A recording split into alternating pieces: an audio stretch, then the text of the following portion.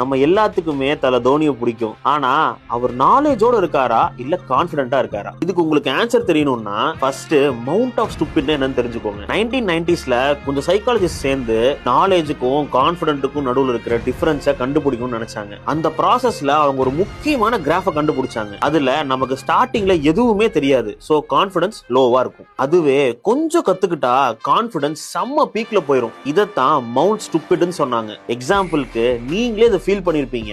News பேப்பர்ல வெறும் ஒரு 4-5 ஹெட்லைன்ஸ் படிச்சாலே இந்த உலகத்தையே புரிஞ்சுக்கிட்டோம்னு நினைச்சிருப்போம். அதே மாதிரி ஏதாவது ஒரு விஷயத்துக்கு 2 யூடியூப் வீடியோ பார்த்தா போதும் அதுல நம்ம எக்ஸ்பர்ட்னு நினைச்சுப்போம். ஆனா ரியாலிட்டியில நம்ம ஒரு பேசிக்ஸை கூட தாண்டி இருக்க மாட்டோம். அதுவே நீங்க ஒரு விஷயத்தை டீப்பா கத்துக்க ஆரம்பிக்கும் போதுதான் புரிஞ்சிருக்கும் இன்னும் நம்ம அதுல கத்துக்க வேண்டியது நிறைய இருக்குன்னு. நிறைய டவுட்ஸ் வரும், ஏன் கான்பிடன்ஸே கம்ப்ளீட்டா டிராப் ஆகும். இந்த இடத்தை தான் வேலி ஆஃப் டவுட்னு சொல்லுவாங்க. இந்த கிராஃப்ல காட்டுற இந்த வேலையை நீங்க கிராஸ் பண்ணாதான் எக்ஸ்பர்ட்டே ஆக முடியும். ஸோ நெக்ஸ்ட் டைம் நீங்க ஒரு விஷயத்துல ரொம்ப கான்பிடென்ட்டா இருந்தீங்கன்னா ஒரு நிமிஷம் எல்லாத்தையும் விட்டுட்டு உங்களை நீங்களே கொஸ்டின் பண்ணிக்கோங்க. நான் உண்மையான எக்ஸ்பர்ட்ஸ் யாருமே எனக்கு எல்லா விஷயம் தெரியுதுன்னு சொல்ல மாட்டாங்க, செக் பண்ணிட்டு சொல்றேன்னு தான் சொல்லுவாங்க.